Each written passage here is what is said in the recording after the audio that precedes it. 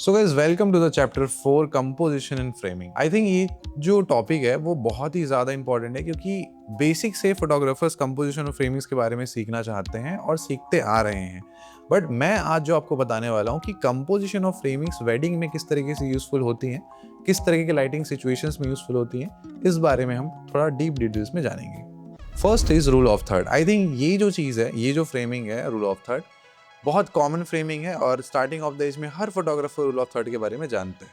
देखो यार, rule follow करना बहुत ज़्यादा ज़रूरी है, लेकिन ब्लाइंडली नहीं। वेडिंग में जब इमोशन स्ट्रांग होता है, जैसे कि आंसू, स्माइल या किसी का हैंड टच, तो इस समय जो सब्जेक्ट को हम थर्ड पॉइंट में रखते हैं, ये फ्रेम को हमेशा स्ट्रांग बनाता है। बट इन वेडिंग एक चीज़ हमेशा याद रखो कि अगर आपका मूवमेंट बहुत पावरफुल है तो आपका मिड फ्रेम भी बहुत ज़्यादा सिनेमैटिक लुक देता है। गाइस, हमेशा रूल को सीखो और उसके अकॉर्डिंग ही काम करो, बट हमेशा याद रखना कि in photography and artistic journey rule हमेशा सीखते हैं रूल को तोड़ने के लिए। दूसरी जो चीज़ है, leading lines in wedding venues. मंडप के पिलर्स, स्टेयर्स और डेकोरेशंस के दुपट्टा जो वहाँ डेकोरेशंस पे लगे होते हैं और लाइटिंग कंडीशंस, हर चीज़ लीडिंग लाइन की तरह काम करती है। और गाइस, लीडिंग लाइन का एक कॉमन सा डेफिनेशन है कि वो क्या करता है, कोई भी एलिमेंट्स व्यूवर्स को मेन सब्जेक्ट तक लेके जाए, यानी कि व्यूवर्स की आंखों को मेन सब्जेक्ट पर लेके जाए, वो लीडिंग लाइन कहलाता है। तो इसी प्रकार जो हमारा वेडिंग है, वेडिंग इंडस्ट्री में ये सब जो एलिमेंट्स है, डेकोरेशंस, लाइटिंग्स,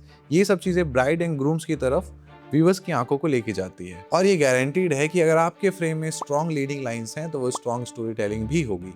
तीसरी चीज़, लेयरिंग एंड फोरग्राउंड एलिमेंट्स। सिर्फ सब्जेक्ट शूट मत करो, डेप्थ क्रिएट करो।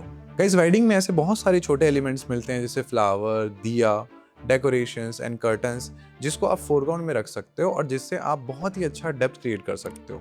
और ये जो लेयरिंग आप क्रिएट करते हो फोरग्राउंड में, इसके चलते आपकी जो इमेज है वो फ्लैट नहीं लगती और बहुत ही ज्यादा सिनेमैटिक लुक देती है। चौथी जो कंपोजिशन है, frame with frame. Door, Windows और फूलों के बीच से शॉट लेना। ये जो टेक्निक्स है वो सब्जेक्ट को नेचुरली आइसोलेट करती है और इसमें जो आपके व्यूअर्स हैं उनको फील होता है कि ये जो मोमेंट्स है हम उसको नेचुरली या फिर छुप के देख रहे हैं। पांचवी जो चीज है, सिमेट्री एंड मिनिमल कंपोजिशन। अब हम इसे वेडिंग में कैसे यूज करें, चलिए बताता हूँ। इंडियन वेडिंग्स बहुत ही ज्यादा कलरफुल होती है। ऐसे में कभी कभी सिमेट्री प्लस मिनिमलिज्म फ्रेम को और भी ज्यादा अट्रैक्टिव बना देती है, जैसे मंडप, कपल एंट्री और रिचुअल्स। ऐसे सब सिचुएशंस में सिमेट्री कंपोजिशंस कामनेस और रॉयल फील देती है। Sixth thing is negative space. Guys, हमारे आर्टिस्टिक फील्ड में या फिर हमारे आर्ट में स्पेस का बहुत बड़ा वैल्यू है। मीन्स खाली चीजें भी बोलती हैं या फिर खाली जगह भी बोलती है। नेगेटिव स्पेस का यूज करके आप लोनलीनेस, एंटिसिपेशन और साइलेंस दिखाते हो। और ये जो फ्रेम्स होते हैं वो वेडिंग में रील एंड सिनेमैटिक पोर्ट्रेट्स के लिए बहुत ही ज्यादा गोल्ड होते हैं। सातवीं जो चीज है,